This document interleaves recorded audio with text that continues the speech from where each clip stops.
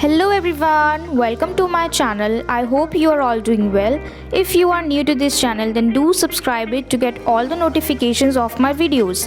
I'll try my level best to give you all the information through my videos, so please stay connected with it. तो आज की video में will be discussing about the novel that is through the looking glass by Lewis Carroll. So first of all let me tell you that this novel through the looking glass this comes under the children's literature. तो सबसे पहले इस video को शुरू करने से पहले हम ये समझते हैं कि चिल्ड्रंस लिटरेचर क्या होता है. अब चिल्ड्रन लिटरेचर वो होता है जिसमें जो भी बुक्स हैं, मैगज़ीन्स हैं, पोएम है, स्टोरीज़ हैं, वो सारी बच्चों के लिए लिखी जाती है, बच्चों को ध्यान में रखते हुए लिखी जाती है. अब अगर बच्चों के लिए कोई चीज़ लिखी जा रही है तो सीधी सी बात है कि वो बहुत ज़्यादा नॉनसेंसिकल होगी, फ़नी होगी, अजीब से वे में होगी, यानी कुछ भी जिसका कुछ भी मतलब नहीं निकलता है. तो उस तरीके की कहानी, पोएम्स वो सारी इसमें इंक्लूड हो जाती हैं चिल्ड्रंस लिटरेचर में. अब क्योंकि वो बच्चे हैं तो वो कुछ भी इमेजिन कर लेते हैं, कुछ भी नॉनसेंस सा, अजीब सा, तो वो सारी चीज़ें हम इन पोएम्स में, बुक्स में, मैगजीन्स में पढ़ते हैं जो कि बच्चों के लिए लिखी जाती हैं. ठीक है, तो इतना तो था हमारा इस नॉवल के बारे में कि ये जो नॉवल है ये एक चिल्ड्रन लिटरेचर के अंडर ही आता है. अब हम थोड़ा सा आगे चलते हैं और हमारे ऑथर के बारे में जानते हैं, यानी लुइस कैरल, जिन्होंने इस नॉवल को लिखा है. So Lewis Carroll was born on January 27, 1832 in Daresbury, England. तो इनका जन्म हुआ था 27 ऑफ जनवरी को 1832 में. कहाँ पे? इंग्लैंड में एक छोटा सा विलेज है डेयर्सबरी करके, वहाँ पे इनका जन्म हुआ था. And he was a logician, mathematician, photographer and an Anglican clergyman besides being an author. तो एक ऑथर होने के साथ साथ उसके अलावा भी ये बहुत सारी चीज़ें करते थे, जैसे वो मैथमेटिशियन थे, फोटोग्राफर थे, क्लर्जीमैन थे. ठीक है, तो वो ये सारी चीज़ें भी करते थे ऑथर होने के साथ साथ. And he was a man of diverse interest, known for his famous work Alice Adventure in Wonderland and Through the Looking Glass. और वो अलग अलग काम भी करते थे. जिस तरीके से डाइवर्स इंटरेस्ट का मतलब है कि उनका जो इंटरेस्ट था वो हर चीज़ में था.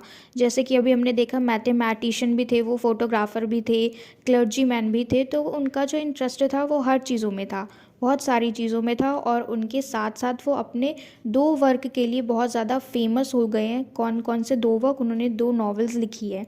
पहला जो कि है एलिस एडवेंचर इन वंडरलैंड, और दूसरा जो कि हम इसमें पढ़ने वाले हैं जो कि है थ्रू द लुकिंग ग्लास. तो ये इन दोनों नॉवल के लिए बहुत ज़्यादा फेमस थे. नेक्स्ट पॉइंट है हमारा, Louis Carroll was actually aware of himself and his stammer. अब जो लुइस कैरल थे उनको जो अपनी कमी थी बहुत अच्छे से पता थी स्टैमर करने की, यानी हकलाने की. बोलते बोलते जब हम रुक जाते हैं तो उसको कहते हैं स्टैमर करना, हकलाना. So much so that he caricatured himself as Dodo in Alice Adventure in Wonderland. His stammer did trouble him, but it never prevented him from using his other skills in life. अब देखो, जो Louis Carol थे वो अपनी इस परेशानी से बहुत अच्छी तरीके से अवेयर थे कि वो स्टैमर करते हैं. ठीक है, लेकिन ये जो उनकी कमी है, उन्होंने अपनी इस कमी को अपने रास्ते में कभी भी बैरियर बनने नहीं दिया. जो उनके अदर स्किल थे, दूसरे स्किल थे, उन्होंने उसको यूज़ किया. और उन्होंने अपने ही नावल में, यानी एलिस एडवेंचर इन वंडरलैंड में, जब वो ये नावल लिख रहे थे तो उन्होंने अपने आप को इस नावल में प्रेजेंट किया डोडो के नाम से. चलिए नेक्स्ट है, he could completely sing, recite and was also well known for story telling and mimicry. देखिए, ये बहुत अच्छी तरीके से गाने भी गा सकते थे, रिसाइटिंग भी करते थे, और अच्छे तरीके से जो एक तरीका होता है कहानी सुनाने का, ये बहुत अच्छे स्टोरी टेलर भी थे और दूसरों की नकल भी अच्छी करते थे. इट मीन्स कि ये जो इंसान है, he is a multi talented man. He can do anything because he is singing, reciting, story telling and he can do mimicry as well. और ये क्या थे? मैथमेटिशियन भी थे और फोटोग्राफर भी थे, यानी वो हर चीज़ कर सकते हैं. उनको बहुत अच्छे से सारी चीज़ें आती हैं. और उनकी जो एक कमी थी, जो कि उनको बहुत अच्छे से पता था कि वो स्टैमर करते थे, लेकिन उन्होंने इस कमी को कभी भी अपने रास्ते में बैरियर बनने नहीं दिया. चलिए अगला पॉइंट है हमारा, he had a keen interest in children and found himself vocally fluent when speaking with them even though he stammered. देखो यहाँ पे ये कहते हैं कि इनका ना बहुत ज़्यादा इंटरेस्ट था बच्चों से इंटरेक्ट करने में, बच्चों के साथ बात करने में, और वो बहुत ज़्यादा वोकली फ्लुएंट हो जाते थे। हालांकि वो स्टैमर करते थे, हकलाते थे, लेकिन जब भी वो बच्चों से बात करते थे तो वो बहुत ज़्यादा फ्लुएंट हो जाते थे, वो हकलाना बंद कर देते थे। ठीक है, तो इससे हमें ये पता चलता है कि कितने ज़्यादा उत्सुक रहते थे छोटे बच्चों से बात करने के लिए। This relationship with young people inspired his best known works. His acquaintance with Alice Liddell, the daughter of Henry George Liddell, later on became his inspiration for the legendary character of Alice in his Alice Adventures in Wonderland and its sequel Through the Looking Glass. तो Lewis Carol के जो भी relationship थे young people के साथ, जो वो बात करते थे बच्चों से, उनको बहुत ज़्यादा इंस्पिरेशन मिलती थी अपने काम को करने के लिए। और इसी तरीके से उनका कोई जान पहचान का था, यानी एलिस लिडल, और वो किन की बेटी थी, हेनरी जॉर्ज लिडल की बेटी थी। तो वो आपस में उनकी जान पहचान हो गई। अब ये जो एलिस लिडल है, ये नाम इन्होंने उन्हीं से इंस्पिरेशन लेके अपने नॉवल में एक कैरेक्टर को फिक्स किया, जिसका नाम इन्होंने क्या रखा, एलिस। फिर उन्होंने 2 नॉवेल्स लिखे और दोनों ही बहुत ज़्यादा फेमस हो गए। पहला तो था एलिस एडवेंचर इन वंडरलैंड और दूसरा थ्रू द लुकिंग ग्लास। तो इतना तो हमें समझ आ गया किसके बारे में, ऑथर के बारे में। अब हम चलते हैं कैरेक्टर्स की तरफ। ठीक है, तो पहला कैरेक्टर है हमारा एलिस, जो कि इस पूरे नॉवल की प्रोटैगनिस्ट है। ओके, तो Alice is a 7.5 year old girl. एक फिक्शनल कैरेक्टर है, क्योंकि नॉवल है तो इसमें ये एक फिक्शनल कैरेक्टर है, और एलिस सिर्फ 7.5 साल की एक बच्ची है। ठीक है, and she is the protagonist of this novel, और इस नॉवल की वो प्रोटैगनिस्ट है, यानी नायक है, हम कह सकते हैं एक तरीके से hero. Alice is born and raised in wealthy Victorian family. She is a typical Victorian children bound to be well mannered and proper. ये जो एलिस है, ये एक वेल्दी विक्टोरियन फैमिली से बिलोंग करती है और बहुत ज़्यादा वेल मैनर्ड है, अच्छी तरीके से बिहेव करती है सबके साथ। And Alice is kind, curious and tries to be friend with everyone she encounters, even when she does not agree with their ideas. अब देखो एलिस का नेचर हम देख सकते हैं कि कैसा है। ये जो बच्ची है 7.5 साल की, वो बहुत ज़्यादा काइंड है, यानी दयालु है, क्यूरियस है, हमेशा उत्सुक रहती है चीज़ों को जानने के लिए, और हमेशा कोशिश करती है कि उनकी उन सब लोगों से दोस्ती हो जाए जिससे भी वो मिलती है, जिससे भी बातचीत करती है। अब भले ही उसके जो विचार है, उसके जो थॉट्स हैं, वो बाकी लोगों से मैच नहीं करते, फिर भी वो चाहती है कि वो सबकी दोस्त बनी रहे। And she is helpful and compassionate, यानी सबकी मदद भी करती है और कंपैशनेट है, यानी दयालु भी है। She is a child who is lonely and who seeks the companionship of her cats for friendship. अब देखो ये अपने घर में सिर्फ एक ही बच्ची है, अकेली रहती है, और क्या चाहती है कि उसके जो कैट्स हैं वो ही हमेशा उसके साथ रहे, उनसे वो कंपेनियनशिप मांगती है, फ्रेंडशिप करना चाहती है अपने कैट के साथ, ताकि वो अकेला फील ना करे। Alice, like any other children of her age, has a very imaginative mind, as it is also possible that this world story could have been all in her head. She is persistent and fearless even when she comes across realities and concepts that are in contrast to her already established knowledge. She does not panic but is rather calm and curious to explore the new world. तो हमें पता है कि Alice जो है वो सिर्फ 7.5 साल की है, लेकिन अगर हम बाकी बच्चों के साथ उसका कंपेयर करें तो वो बहुत ज़्यादा समझदार है, क्योंकि अभी हमने उसके मैनर्स देखे, बिहेव देखे, तो वो क्या है, बहुत ज़्यादा काइंड है, कंपैशनेट है, हेल्पफुल है, और सिर्फ 7.5 साल की है। तो हम देख सकते हैं कि वो बहुत ज़्यादा समझदार है अपने उम्र के बच्चों के मुकाबले। तो हम देखते हैं कि अगर वो उसको कोई चीज़ पता भी लग जाती है, रियलिटीज़ पता लग जाती हैं, तो वो घबराती नहीं है, वो पैनिक नहीं होती, वो बहुत ज़्यादा फियरलेस है, परसिस्टेंट है। ठीक है, तो वो क्या करती है, शांत रहती है, क्यूरियस है चीज़ को एक्सप्लोर करने में, न्यू वर्ल्ड को एक्सप्लोर करने में। तो ये तो थी हमारी फर्स्ट कैरेक्टर इस नॉवल की। अब हम चलते हैं सेकंड कैरेक्टर पे, जो कि है red queen. The red queen is fictional character in through the looking glass. अब ये जो रेड क्वीन है, ये भी एक फिक्शनल कैरेक्टर है, यानी नकली कैरेक्टर है। ठीक है, she is the first queen to meet Alice. अब ये जो फर्स्ट क्वीन है, ये एलिस से मिलती है। जब ये नॉवल शुरू होता है तो एलिस से पहला मिलने वाला इंसान जो होता है वो होता है red queen. Also the first character to meet Alice besides the flowers. तो जो भी फ्लावर्स आते हैं, जब ये नॉवल स्टार्ट होता है तो ये एक महल में अपने आप को पाती है, और फिर जब महल से बाहर निकलती है तो एक बहुत बड़ा सा गार्डन होता है जिसमें बहुत सारे फ्लावर्स होते हैं। तो ये गार्डन में जाए, फ्लावर्स से मिले, उससे पहले रेड क्वीन की मुलाकात हो जाती है एलिस से। The queen comes across as rude, aloof and too practical towards Alice like a typical governess. तो जब इन दोनों की मुलाकात होती है तो जो रेड क्वीन है इसका बिहेवियर बहुत अजीब सा होता है, रूड सा होता है एलिस के साथ। She is particular about manners as she reminds Alice to courtesy and marks her territory well as she tells of Alice always belong to her। अब वो हर बार, ये जो रेड क्वीन है ये पहले से ही बहुत ज़्यादा रूड है एलिस के साथ, और ये बार बार उसको बिहेवियर मैनर्स ही सिखाए जा रही है, हर चीज़ बार बार टोक रही है, मतलब एलिस को कि ये चीज़ ऐसे मत करो, ऐसे करो, मतलब हर चीज़ उसको सिखाई जा रही है रूडली तरीके से। She is antagonist of the novel because Alice, as the White Queen's pawn, is the protagonist of the story. It naturally makes the Red Queen the villain of the novel। अब देखो ये जो red queen है इसको हम यहाँ पे कह सकते हैं कि ये इस नॉवल का एंटैगनिस्ट है। क्यों? क्योंकि प्रोटैगनिस्ट कौन है? वो तो एलिस है। और अब हम इस नॉवल को आगे पढ़ेंगे तो उसमें एक वाइट क्वीन भी आएगी। तो एलिस तो वाइट क्वीन की तरफ से यहाँ पे चेस में गेम खेल रही है, वाइट क्वीन की पॉन है, ठीक है।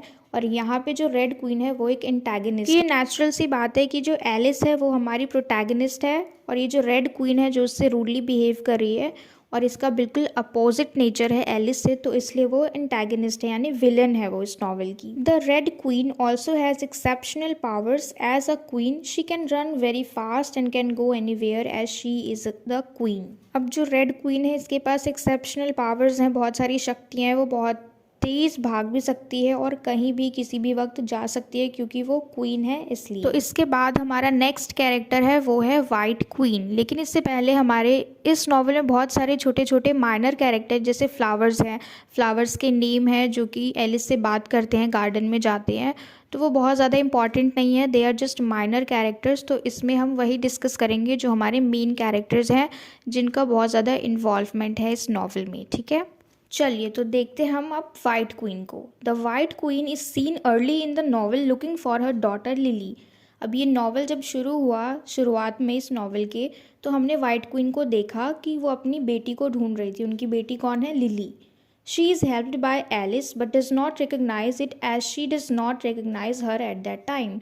अब ये देखो, इसकी हेल्प करी थी एलिस ने, ठीक है, लेकिन वो उस वक्त एलिस को पहचान नहीं पा रही थी जब इनकी मुलाकात शुरू में हुई थी, जब वो अपनी बेटी को ढूंढ रही थी, यानी लिली को ढूंढ रही थी, ठीक है। नेक्स्ट है हमारा the white queen comes off as rather odd as she lives backwards. अब ये जो वाइट क्वीन है ये बैकवर्ड्स में चलती है, यानी उल्टी तरफ चलती है, यानी कि जो हम रियल वर्ल्ड में है वो तो सीधी चलती है, ठीक है, और ये जो, क्योंकि ये ग्लास वर्ल्ड है यानी ये बैकवर्ड में चलती है, रिवर्स तरीके से, ठीक है, उल्टी चलती है। तो इसलिए ये जो क्वीन है ये भी बैकवर्ड में ही रहती है ज़्यादातर। She screams before she pricked and bleeds before pricked. अब देखो, अगर कोई चीज़ उसको चुभती है तो वो चुभने से पहले ही चिल्ला देती है, और खून निकलता है उससे पहले ही उस पर बैंडेड भी कर देती है। तो इसको हम कह सकते हैं कि वो किस तरीके से बैकवर्ड में चलती है। हमें यहाँ पे पता चल रहा है कि अगर हमें कोई चीज़ चुभती है तो पहले चुभती है, उसके बाद हम रोते हैं, फिर ब्लड वगैरह निकलता है, फिर हम उस पर बैंडेड करते हैं। लेकिन यहाँ पे ये चुभने से पहले ही इसने चिल्ला दिया, मतलब पहले ही बैंडेड कर दिया, ब्लीडिंग होने से पहले ही, यानी ये बैकवर्ड में चलती है, ठीक है। नेक्स्ट पॉइंट देखते हैं हम इसका। White queen also transforms into sheep as they are talking and tells her to try and believe 6 things difficult to believe before breakfast। अब जब ये वाइट क्वीन एलिस से बात कर रही होती है तब ये शीप में भी ट्रांसफॉर्म हो जाती है और ब्रेकफास्ट करने से पहले ही उसको बताती है ऐसी 6 चीज़ें जो बहुत मुश्किल है बिलीव करना, उसको ट्राई करने के लिए बोलती है। किसको? एलिस को। तो यहाँ तक था हमारा वाइट क्वीन के बारे में। अब हम नेक्स्ट कैरेक्टर देखते हैं जो कि है the red king. The red king does not take active part in the novel.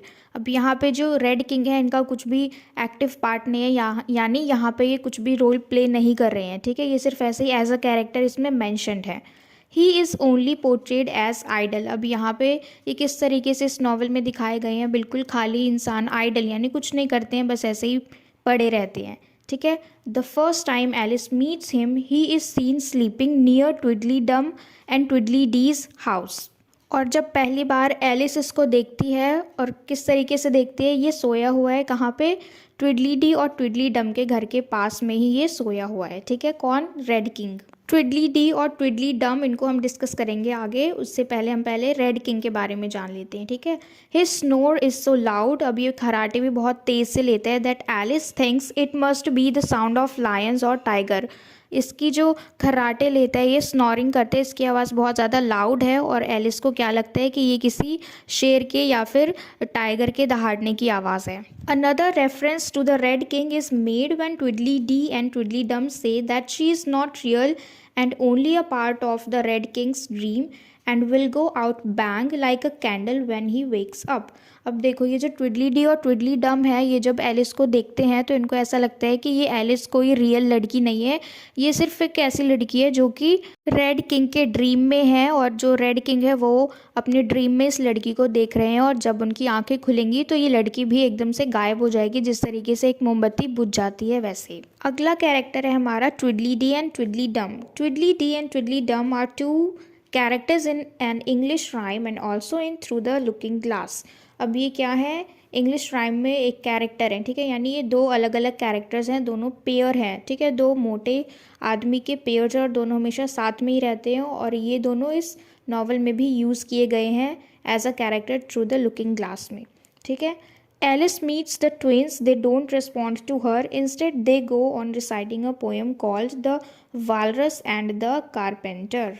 जब एलिस इनसे मिलती है, दोनों फैटी पेयर ऑफ मैन से, यानी ट्विडली डी और ट्विडली डम से जब एलिस मिलती है और जब उनसे बात करती है, तो ये दोनों उसकी बातों का रिस्पॉन्ड ना देते हुए बल्कि और कुछ कुछ पोएम वगैरह गाने लग जाते हैं, इग्नोर करने लग जाते हैं। और कौन सा पोएम रिसाइट करते हैं, the walrus and the carpenter. ये पोएम वो बार बार उसके आगे गाते हैं, मतलब कि जो भी वो बात उनसे करना चाह रही है उसका वो लोग जवाब नहीं देते हैं, जवाब देने के बजाय वो पोएम रिसाइट करना शुरू कर देते हैं। They are a comical pair of characters in the novel, silly and superfluous even in their costume. They would fight silly for a broken rattle, as is written in the rhyme, and forget about it completely when they see a huge black crow sweeping near them। अब ये दोनों जो हैं ये बहुत ज़्यादा funny character हैं इस नॉवल में, और बहुत ज़्यादा ज़रूरत से ज़्यादा ही सिली हैं, ठीक है। और ये क्या करते हैं, छोटे छोटे जो रैटल होते हैं, ब्रोकन रैटल यानी छोटा सा बच्चों का जो खेलने वाला झुंझुना होता है, उसके लिए भी ये दोनों आपस में लड़ने लग जाते हैं एक दूसरे से। और फिर जब बड़ा सा क्रो आता है उनके ऊपर झपट्टा मारने के लिए, तब ये दोनों वहाँ से भाग जाते हैं और फिर इस बात को भूल जाते हैं कि वो लोग किस बात पे लड़ रहे थे, यानी जो भी ब्रोकन रैटल था वो उस बात पे लड़ रहे थे, लेकिन ये दोनों भूल जाते हैं इस चीज़ को जब एक बड़ा सा क्रो आता है उनके ऊपर झपट्टा मारने के लिए। तो चलिए आगे बढ़ते हैं। नेक्स्ट कैरेक्टर है हमारा हम्प्टी डम्प्टी। ये तो नाम सबने सुना ही होगा, है ना, सबने सुना सुना सा नाम है ये हम्प्टी डम्प्टी, क्योंकि हम सब ने इसको पढ़ा हुआ है अपने बचपन में, ये पोएम को, राइट। चलिए देखते हैं। Humpty Dumpty is a fictional character in nursery rhyme which came alive in through the looking glass novel. अब ये जो हम्प्टी डम्प्टी है ये एक फिक्शनल कैरेक्टर है, किसमें, जब हमने नर्सरी में पढ़ा था अपनी बुक में, तो ये एक फिक्शनल कैरेक्टर है जो कि अब यहाँ पे इस नॉवल में अलाइव है, यानी कैरेक्टर की तरह यूज़ किए गए हैं इस नॉवल में थ्रू द लुकिंग ग्लास में, ठीक है। As Alice remarks, Humpty Dumpty is exactly like an egg, which Humpty Dumpty finds it provoking। देखो जब एलिस बोलती है कि ये जो हम्प्टी डम्प्टी हैं ये बिल्कुल एग की तरह लगते हैं, तो ये दोनों इस बात पे भड़क जाते हैं। उनको ये बात अच्छी नहीं लगती कि जो एलिस है उनको क्या कह रही है कि वो एग की तरह दिखते हैं। Instead he tells Alice that he is handsome and she is the weird one who has nothing remarkable of her own but the same face, eyes, nose and mouth in exactly the same place like everyone else। और फिर वो Alice को बोलते हैं कि बल्कि वो तो हैंडसम है, बल्कि अजीब सी चीज़ उसमें है क्योंकि वो उसके अंदर कोई भी ऐसी रिमार्केबल चीज़ नहीं है, जैसे कि वो लोग अलग दिखते हैं, एग की तरह दिखते हैं। तो इस तरीके से एलिस में कोई भी अलग चीज़ नहीं है, वो भी सबकी तरह ही है, उसके पास भी आंखें हैं, नाक है, लिप्स है, माउथ है, बाकी सबकी तरह ही है, मतलब उसके अंदर कोई भी अलग चीज़ नहीं है। Humpty Dumpty comes across as rude and proud. अब ये दोनों कैसे दिखाए गए हैं कि इनका बिहेवियर जो है एलिस के साथ वो बहुत ज़्यादा रूड है और वो दोनों बहुत ज़्यादा घमंडी भी हैं, ठीक है। He claims that he knows the meaning of all the words but when asked to explain the meaning of the poem Jabberwocky he begins explaining the first stanza but after that adds his own poem to it। अब देखो ये क्या कहते हैं Alice को कि इनको हर चीज़ का मतलब पता है, जो भी इस दुनिया में जितने भी शब्द हैं उन सारे शब्दों का मतलब पता है, ठीक है। तो जब एलिस इनको बोलती है कि जैबरवकी जो पोएम है मुझे इसका मतलब बताओ, तो अब वो क्या करते हैं कि जो पोएम है उसका फर्स्ट स्टैंजा उठाते हैं और फिर उसका मतलब समझाने लग जाते हैं, लेकिन समझाते समझाते वो लोग कुछ और ही बोलने लग जाते हैं और उसमें अपनी बातें भी ऐड कर देते हैं, यानी उनको नहीं पता लेकिन वो झूठ बोल रहे हैं कि उनको सब कुछ पता है। Humpty Dumpty also mocks Alice for having a name without a meaning and like in the rhyme. अब देखो ये एलिस का मजाक उड़ाते हैं, किस लिए कि तुम्हारा नाम तो कितना अजीब है और इस नाम का कुछ मतलब भी नहीं है। As Alice walks away, he fell from the wall, and all the king's men and horses went to fix him, but could put him back again. अब देखो जब एलिस इनकी बात सुन के वहाँ से जाने लगती है तो अचानक से प्लॉट चेंज होते हैं और फिर ये जो हम्प्टी डम्प्टी हैं वो दीवार से नीचे गिर जाते हैं। और जब वो गिर जाते हैं तो किंग के जो आदमी हैं, जो भी हॉर्सेस हैं, वो सारे क्या करते हैं, इनको बचा के मतलब उनको बचाने की कोशिश करते हैं जब वो दीवार से नीचे गिरते हैं, क्योंकि यहाँ पे सब कुछ बैकवर्ड में चल रहा है और बार बार प्लॉट चेंज हो रहा है। मतलब जो एलिस है वो हर 2 मिनट बाद इधर उधर पहुँच जाती है, कभी जंगल में, कभी महल में, कभी गार्डन में। तो इस तरीके से जो प्लॉट है वो बार बार चेंज हो रहा है। जब हम कहानी को डिस्कस करेंगे तब आपको समझ में आएगा ये अच्छे से, लेकिन अभी हम यहाँ पे सिर्फ कैरेक्टर को ही समझ रहे हैं, इसलिए यहाँ पे कुछ भी नहीं बता रही हूँ, सिर्फ हम कैरेक्टर को ही डिस्कस करेंगे, ठीक है।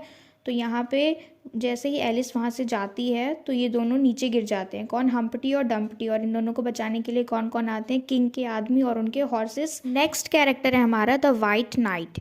He is compassionate to Alice and helps her cross to the 8th square. अब ये देखो जो वाइट नाइट है वो क्या करता है, बहुत ज़्यादा दयालु है और एलिस की हेल्प करता है, किस लिए कि वो 8 स्क्वायर तक जाए। The white knight's feeling towards Alice have been said to demonstrate the author's own feelings towards the real Alice little.